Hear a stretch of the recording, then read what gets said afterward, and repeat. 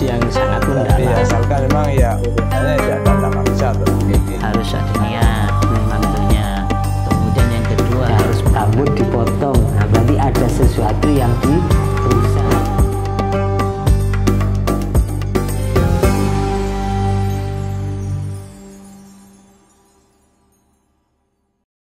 Assalamualaikum warahmatullahi wabarakatuh. Waalaikumsalam. Sahabat IAS Media dan Sidogirian dimanapun Anda berada, senang sekali saya bisa menyapa para Sidogirian sekalian dimanapun Anda berada dalam program yang kita tunggu bersama, yaitu Kajian Islam bersama IAS Media. Dalam kesempatan ini kami akan mengajak para Sidogirian sekalian untuk menyimak obrolan kami berkenaan dengan hal-hal yang aktual maupun hal-hal yang viral yang banyak terjadi di sekitar kita. Tentunya dikemas dengan obrolan yang sangat menarik. Sudah hadir di tengah-tengah kita yaitu narasumber kita, Ustadz Muhammad Ayat Ahmad. Kita sapa dulu beliau. Assalamualaikum Ustaz. Waalaikumsalam warahmatullahi wabarakatuh. Kalau dihitung kalender ini kita sudah berapa kali berjumpa ini Ustaz? Banyak kali. Banyak kali Ustaz ya. Mudah-mudahan terus sehat. Alhamdulillah. Nah, ini proyeknya masih panjang ini Ustaz. Baik Ustaz, masih berkenaan dengan akidah Ustaz. Yaitu kedudukan sahabat dalam pandangan Ahlussunnah wal Jamaah. Tentu kita tahu bahwa sebagian orang antipati terhadap sahabat Rasulullah dan sebagainya. Ini kalau dalam pandangan tinjauan Ahlussunnah ini bagaimana Ustaz ini? Bismillah, alhamdulillah, wassalatu wassalamu ala rasulillah wa ala alihi wa sahbihi mawalah, amma ba'd. Kedudukan sahabat ini menempati kedudukan yang tertinggi setelah Rasulullah Sallallahu Alaihi Wasallam, di mana ada kedudukan nubuwah, ya, kemudian suhbah. Nah, mereka bisa menjadi sahabat itu karena mereka ini bertemu dan beriman kepada Rasulullah Sallallahu Alaihi Wasallam dan wafat dalam keadaan tersebut. Adapun orang yang tidak seperti itu, ya, baik hidup di zaman itu atau hidup di zaman setelahnya, maka tidak bisa mengejar derajat suhbah. Sekalipun dia adalah wali besar, maka levelnya masih di bawah sahabat. Jadi kriterianya harus ketemu saja. Harus bertemu, ya. Bertemu dengan beliau sekalipun tidak lama, ya. Jadi kedudukan mereka ini sangat tinggi karena mereka ini adalah pembawa risalah yang langsung dari Rasulullah Shallallahu Alaihi Wasallam, sehingga tidak ada satupun dari umat Islam yang mempelajari Islam atau mempelajari sesuatu dari Al-Quran dan hadis, melainkan pasti mereka melalui jalur Rasulullah, para sahabat, salah seorang dari sahabat atau beberapa sahabat. Sehingga semua umat ini ya berguru kepada para sahabat. Jadi kendati pun hidup di masa Rasulullah, akan tetapi belum pernah bertemu dengan Rasulullah, kendati pun dia sudah beriman, ini tidak dikatakan sahabat Ustaz ya? Iya, tidak dikatakan sahabat, tapi dikatakan tabi'in kalau dia pernah bertemu dengan sahabat, ya gitu. Jadi beberapa sahabat itu bahkan muhadrom istilahnya, ya. Jadi hidup di zaman jahiliyah dan Islam, tapi tidak pernah bertemu dengan Rasulullah Shallallahu Alaihi Wasallam. Konon seperti Uwais Al-Qarani itu, ya. Betul. Jadi itu hidup di zaman Nabi tapi tidak pernah berjumpa dengan beliau, sehingga tidak tergolong sahabat. Jadi kalau semua orang yang pernah berkumpul dengan Kanjeng Nabi, berkumpul dengan Rasulullah dan bertemu dengan Rasulullah dan mereka beriman kepada Rasulullah, ini dianggap sahabat secara keseluruhan. Ini sahabat semua, dan sebenarnya mohon maaf, ini tidak boleh dicela Ustaz, atau bagaimana Ustaz? Iya, maksudnya tidak boleh dicela itu karena para sahabat secara umum itu adalah mereka semua dipuji oleh Allah Subhanahu wa Ta'ala di dalam Al-Quran dan dipuji oleh Nabi Sallallahu Alaihi Wasallam di dalam hadis. Nah, gitu, ya. Jadi apa pendapat Anda ketika seseorang dipuji oleh Allah dan Rasulnya. Betul. Nah gitu. Iya ya. Logikanya ya Ustaz. Nah maka dalam ilmu hadis atau lebih tepatnya ada ilmu al-jarh wa ta'dil ya. Para sahabat itu udulun bi ta'dilillahi wa rasulih. Ini maksudnya gini. Kalau kita menerima hadis, maka hadis ini harus diseleksi dari siapa saja kita nerima. Dari fulan, maka fulan ini harus dikritik ya, harus melalui apa itu jarh wa ta'dil. Al-jarh ini artinya menoreh ya, atau mengkritik, ta'dil menilai adil. Jadi harus diteliti semua nilai-nilai sisi-sisi positif negatif dari orang ini, apakah dia itu hafalannya kuat apa enggak kan gitu. Jadi kalau enggak kuat maka dhaif nanti jadinya ya. Kalau sangat lemah maka bisa jadi dhaif yang parah kan gitu. Ini kalau bukan sahabat. Tapi kalau sahabat maka tidak perlu diteliti begitu. Karena secara otomatis Ustaz ya. Karena mereka ini ditakdil oleh Allah ya. Ditakdil itu artinya mendapatkan nilai positif dari Allah dan Rasulnya. Kalau manusia, artinya maksudnya kalau selain sahabat, maka itu ditakdil oleh manusia, ditakdil oleh ulama ahlul jarhi wa ta'dil, ya, ditakdil oleh imam semacam Ibnu Ma'in, Imam Ahmad bin Hanbal, Imam Hasan al-Basri dan deretan Amirul Mukminin fil hadis.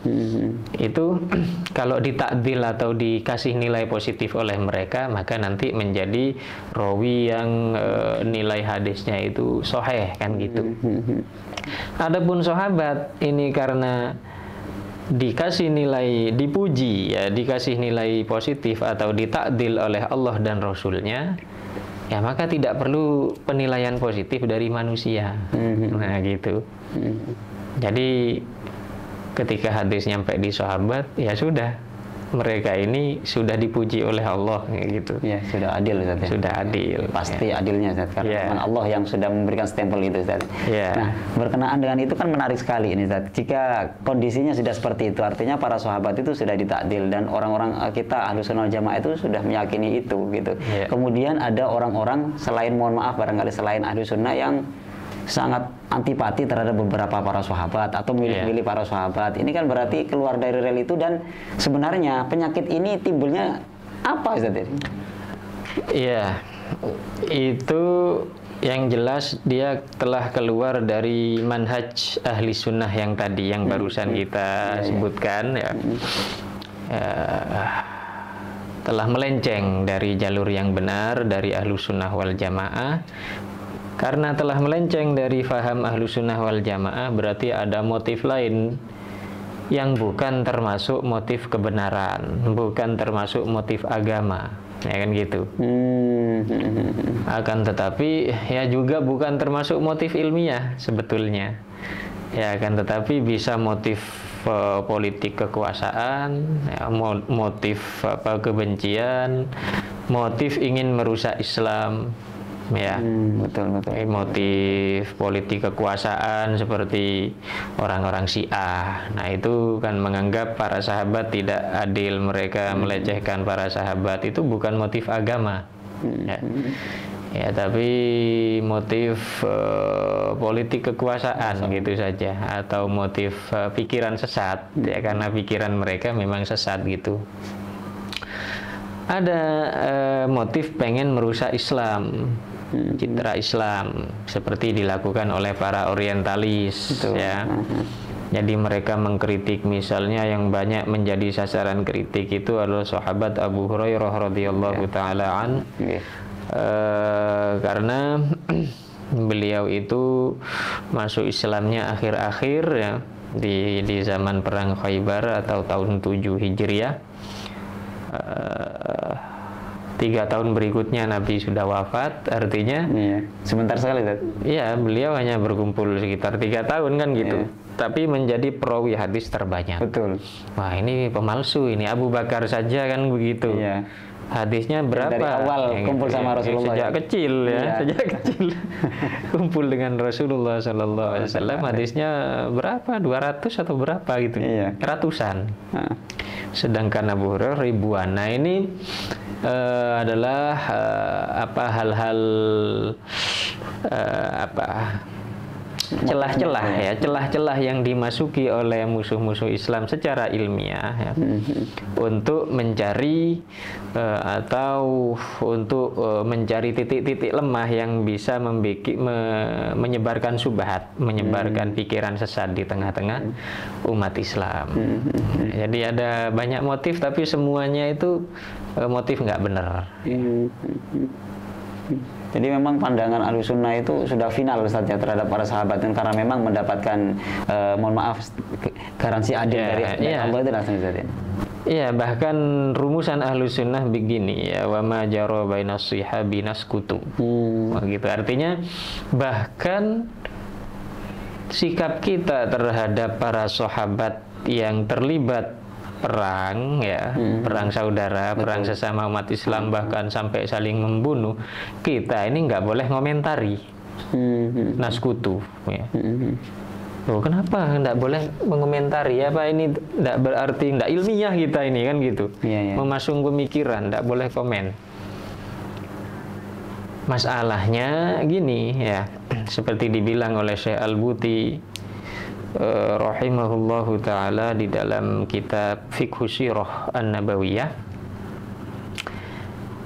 kalau kita mengkritik para sahabat itu gini, kalau yang mengkritik itu adalah sahabat ya, jadi misalnya pada zaman peristiwa perang berlangsung ya, atau pada zaman fitnah berlangsung, semisal Sayyidina Ali mengkritik kepada siapa? Sayyidina Utsman gitu, ngeritik, gegeri ya, ngasih masukan atau bahkan mungkin gegeri. Nah, ini termasuk ranah nasihat. Kenapa?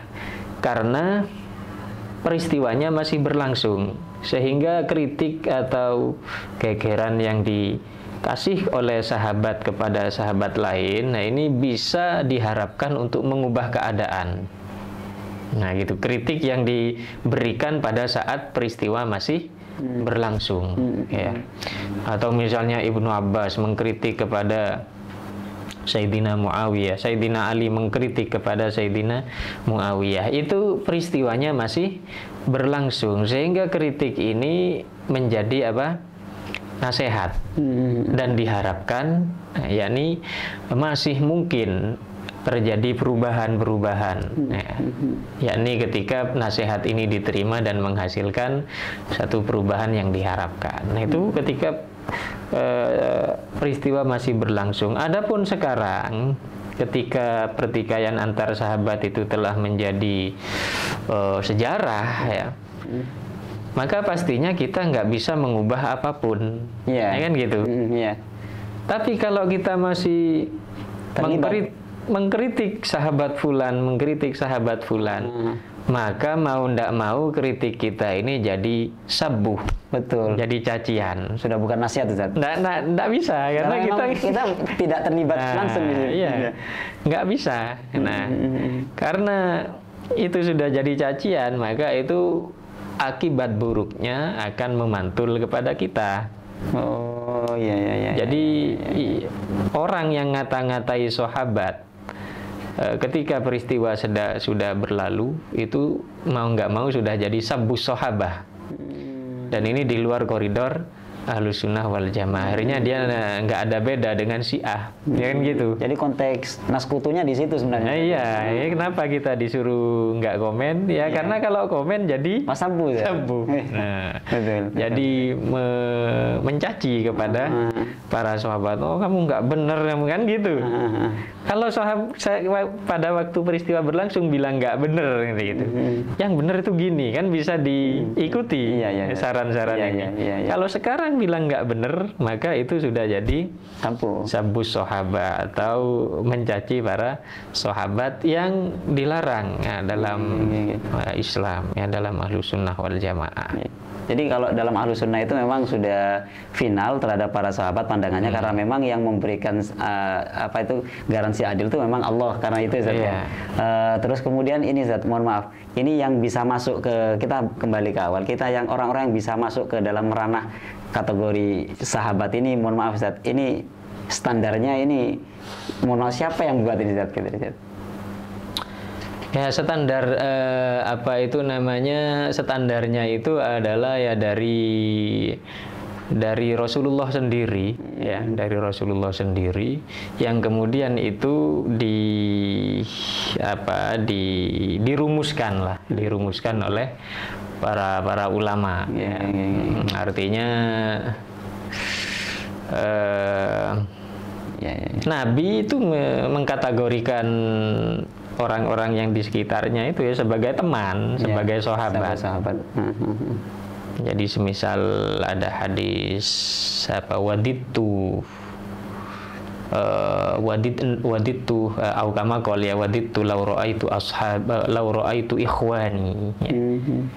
Aduhai, saya sangat pengen melihat saudara-saudaraku. Nah, maka para sahabat itu bilang, ya Rasulullah, awalasna ikhwanuk. Loh, bukankah kami ini saudara-saudaramu? Betul. La bal antum ashabi. Betul. Kalian ini sahabatku. Saudara-saudaraku itu aqwamun, ya. Aqwamun ya'tuna min ba'di la yarawna ya'tuna min ba'di yu'minuna bi wa lam yarawni. Yang gitu. Yang dimaksud saudara-saudaraku itu adalah orang-orang yang datang setelah aku, mereka tidak melihat aku tapi beriman kepadaku. Ya, semoga kita termasuk kategori tersebut, ya. Nah, jadi yang ada bersama beliau itu beliau kategorikan sebagai sahabat, ashabi. Ya, kira-kira itu salah satunya. Ya. Baik, terima kasih Ustaz sudah bergabung pada kesempatan kali ini. Mudah-mudahan barokah Ustaz. Amin, baik, amin. Sahabat sekalian, telah tadi pembahasan kita bersama dengan Ustaz Muhammad Ayat Ahmad berkenaan dengan sahabat dalam pandangan Ahlussunnah wal Jamaah. Mudah-mudahan jadi pembahasan yang sangat bermanfaat dan barokah untuk kita semua. Kurang lebihnya mohon maaf. Assalamualaikum warahmatullahi wabarakatuh. Waalaikumsalam warahmatullahi wabarakatuh.